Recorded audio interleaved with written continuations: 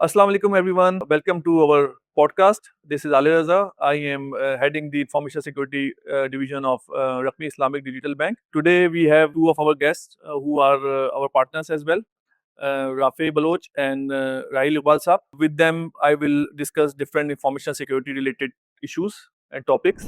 Developer option जो है ना ये बड़ी इंटरेस्टिंग है क्योंकि ये एक ऑप्शन होता है आप इनेबल कर लेते हैं और फिर आप यूज़ भी करते हैं इसको और उसमें डिफरेंट ऑप्शंस होते हैं आप क्या ऑप्शन यूज़ करना चाहते हैं तो इसमें पहले इस पे कोई कंट्रोल नहीं होता था आप कोई भी एप्लीकेशन इंस्टॉल कर लें डेवलपर ऑप्शन चल रहा हो तो वो आपको चलने देता था बट रेगुलेशन जब सिक्योर और सेफ्टी की बात करती है तो डेवलपर ऑप्शन और वीपीएन ये दोनों चीज़ों को पे वो फोकस करती है कि आप करें वो और ये भी वही चीज़ है कि अगर आपको डेवलपर ऑप्शन आप ऑन करते हैं तो भाई आप जिस फ़ोन पे डेवलपमेंट कर रहे हो जिस पे ऐप की करनी है तो जो अगर आप डेवलपर है क्योंकि ये हमें कंप्लेंट्स आती हैं कस्टमर्स की तरफ से हमारी सोशल मीडिया में कि मैं दूसरी ऐप तो यूज़ कर रहा हूँ उस डेवलपर ऑप्शन उसमें खुला हुआ होता है आपकी ऐप पे होता है तो मैं वो हो जाता तो but I will through this forum I want to and we customers like customers को हमें ये एक अवेयरनेस थोड़ी मैं चाहता हूँ देना कि डेवलपर ऑप्शन के क्या रिस्क हो सकते हैं राफी इस पे बता सकते हैं कि वो ऑप्शन अगर हम ओपन रखें और फॉर एग्जांपल वीपीएन रखें जैसे उन्होंने एक बड़ी अच्छी बात की थी कि एक बंदा है वो 3000 मील दूर है हो सकता है वो वीपीएन के जरिए कोई बंदा उसी उसमें कर रहा हो and it's an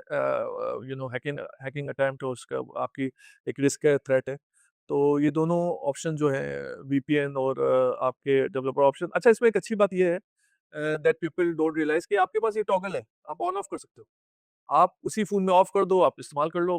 best practices ये है कि आप डिफरेंट फ़ोन यूज़ करो।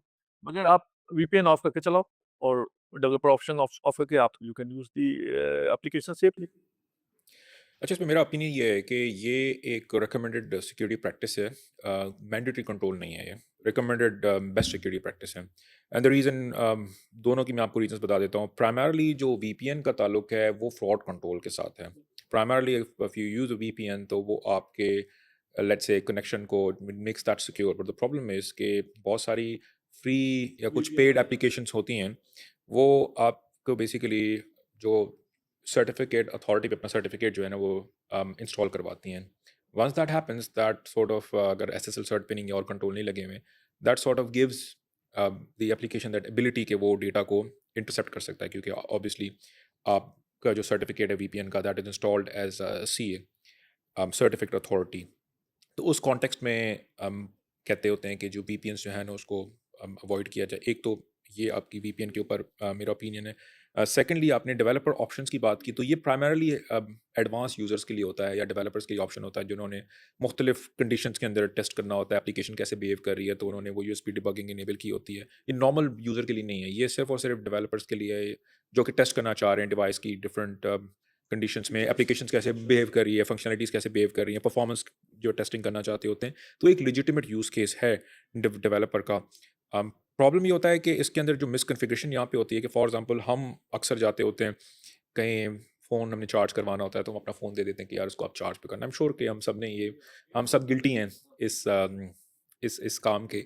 तो उसमें ये है कि अगर आपके पास कोई डेवलपर ऑप्शन इनेबल्ड है और लेट्स से अगर आपका फ़ोन अनलॉक्ड है बाय एनी चांस, तो उसमें ये होता है that could allow someone to run commands on your system, और वो एक दफ़ा ऑथराइज कर लें तो सेकंड टाइम अगर आपने लॉक भी किया हो फ़ोन, अगर आप एक ही कैफेटेरिया में बार बार जाते हैं तो आपने फ़ोन लॉक भी किया हो क्योंकि वो ऑलरेडी ऑथराइज हुआ है, तो आप उस पर वो शेल कर सकते हैं और उस पर आप अपनी मलिशियस कमांड जो है वो एग्जीक्यूट कर सकते हैं और फाइल सिस्टम को जो है एक्सेस कर सकते हैं। तो ये इसका रिस्क है to a user that is unaware. अच्छा फ्रॉम द वीपीएन पर्सपेक्टिव हम वीपीएन को ऑब्वियसली डेटा उसके लिए सिक्योरिटी डेटा प्रोटेक्शन के लिए इस्तेमाल करते हैं तो ये वाली बात के इसका ये जो रिस्क जो बनता है कि सबसे बड़ा रिस्क है कि पेड वीपीएन्स और फ्री वीपीएन्स में भी फ़र्क होता है। जो रेप्यूटेड वीपीएन्स है, उनकी तो फिर भी क्रेडिबिलिटी होती है। बहुत से लोग क्योंकि because they don't want to spend money on VPN, they will install free VPN services and some of these VPN services are tricky VPN services वो खुद मैलवेयर इंस्टॉल कर देती हैं। तो वो भी एक फैक्टर है। वो आप एप्लीकेशन के लिहाज से किस तरह से इसको देखते हैं और दूसरा फैक्टर आपका डेवलपर ऑप्शन पे इन्होंने बड़ा अच्छा पॉइंट किया कि आपका रिमोटली इसको अगर ऑन हो तो वो कर सकते हैं। तो फ्रॉम दी कोडिंग पर्सपेक्टिव और उसमें हम इस इसको किस तरह से काउंटर कर सकते हैं? देखिए, आई एग्री विद राफ़े कि इसका जो यूज़ केस है वो एक लेजिटिमेट यूज़ केस है बोथ वीपीएन का और डेवलपर ऑप्शन का।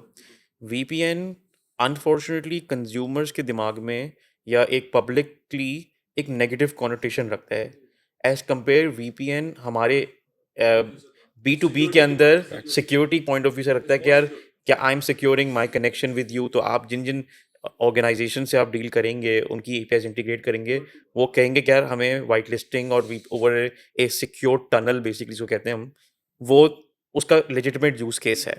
मगर जब आप कंज्यूमर मार्केट में बात करते हैं तो वीपीएन का लेजिटिमेट यूज बहुत कम हो जाता है, या डेवलपर ऑप्शन का। बड़े स्पेसिफिक लोगों के लिए हो जाता है ना वो स्पेसिफिक लोगों के लिए, वो किसी पर्पस के लिए होता है ना।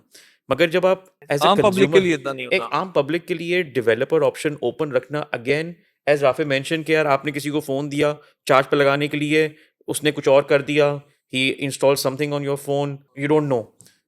एज कंपेयर और वीपीएन में यही है कि अगर आपने वीपीएन सही भी वीपीएन लगाया है, या मतलब सस्ता वीपीएन लगा लिया है, या आपने फ्री वीपीएन लगा दिया है, तो उसके अंदर आपका जो हमें जो ट्रैफिक आएगा ना, वो आएगा कि लेजिटिमेट है, right? We are not able to identify कि वो लेजिटिमेट है या नहीं है।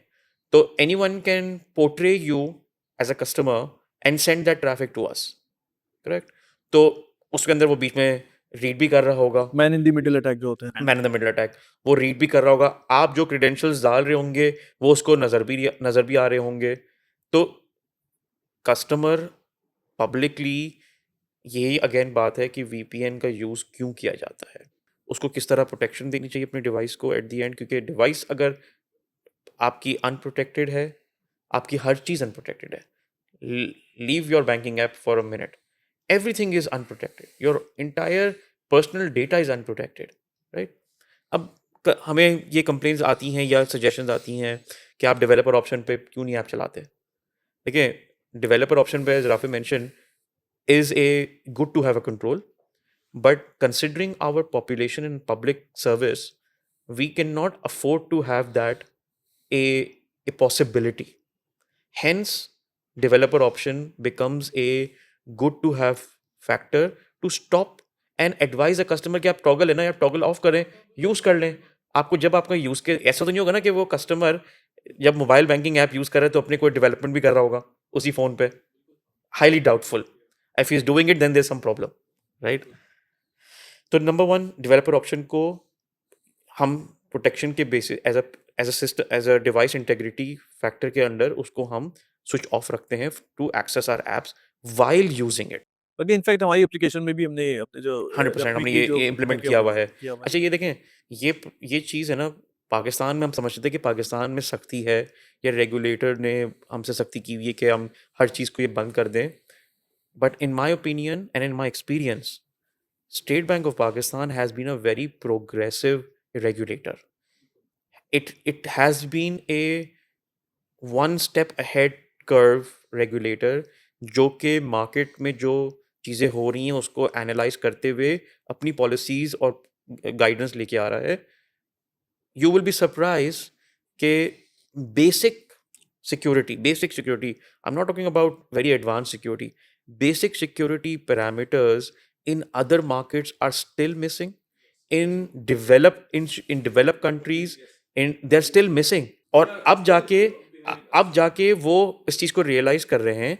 And very recently there have been 3 guidance in our neighbouring areas, जहाँ पे उन्होंने बोला कि यार ये आप VPN completely shut down, developer option completely shut down, rooted jailbroken devices completely shut down, even OTP completely shut down, no more OTPs.